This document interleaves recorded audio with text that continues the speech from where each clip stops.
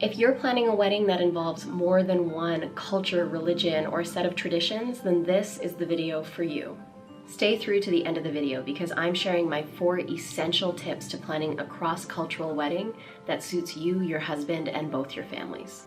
What I love to talk about is living an intentional, thoughtful, full, impactful life.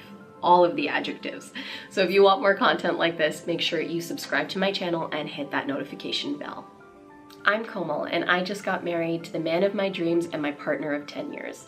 My husband Mitch and I had 2 weddings, one big fat Indian wedding back home in Grand Prairie, Alberta, and another non-denominational ceremony here in Ottawa.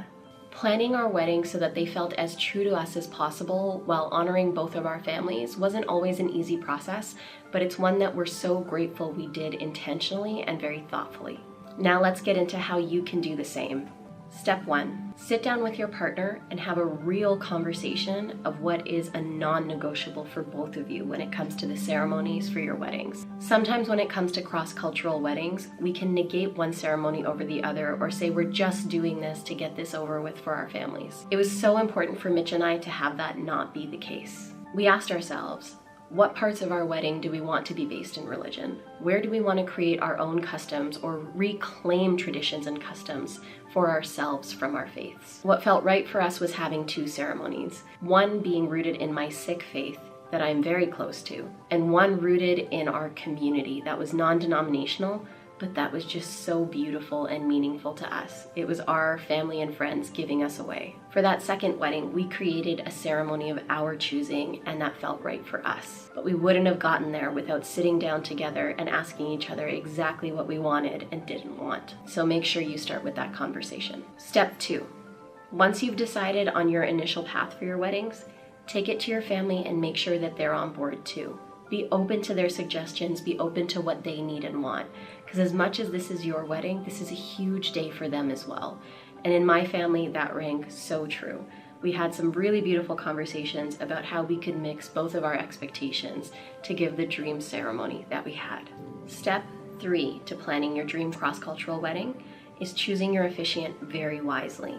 Make sure you have someone who understands the cross-cultural components of your wedding and respects and honors the decision that you are making with your partner. We were lucky enough to find someone who was deeply rooted in Sikh faith and reclaiming parts of our faith that were taken away from us during colonization. And he also walked Mitch and I through counseling sessions before the ceremony, so we were both fully on board. Mitch wanted to be as involved in the religious ceremony as I was, and that was so important to us and brought us so much closer together for our wedding day and made that ceremony so much more glorious for us and so much more spiritual for us. It was one of the best moments of my life. Now, when it came to Ottawa for our non-denominational ceremony, we had 2 of our best friends as our officiants. They're husband and wife, and they just know us so well, and they helped orchestrate the perfect ceremony for us alongside a lot of our friends.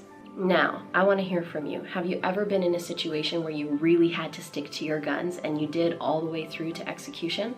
If so, comment below with warrior. Now, my 4th tip, this is a very practical one. Create a written guide for your guests who aren't familiar with the cultural ceremonies they're about to be a part of. We went day by day, timing by timing, and wrote out the descriptions of every tradition, every custom, every ceremony everyone was going to be a part of. I actually built it off of something that my cousin gave me from her wedding a couple years ago. Thank you, Ben. And it was a total game changer for our guests. They came in feeling less nervous, less unsure of what they were walking into, and we also linked to videos so that they could see the ceremony before they walked into it. We created it really easily on Google Docs. A friend of mine did all of the design, so it was beautiful, and then we linked it out in email to all of our guests, and we also printed it so that they had it in their hotel rooms at the actual wedding. This was something all the guests were super grateful for, and it helped them feel more involved and a part of the days so that they could really get into things in the Indian wedding. Now, I hope this video makes you feel that much more confident as you're planning your cross-cultural wedding. If you want to learn more about how I navigated the emotional part of the wedding planning process, check out my video from last week. In that video, I share about my top 4 lessons I learned from my favorite wedding planning book, The Conscious Bride by Sheryl. And to keep this wonderful conversation going, go follow me over on Instagram where I post videos daily just for you. Now, tell me about your wedding planning process in the comments below. And don't forget to give this video a big thumbs up and hit that subscribe button and the notification bell so you can be the first to know when I release videos every Tuesday. Can't wait to see you all next week. Until then, my warriors.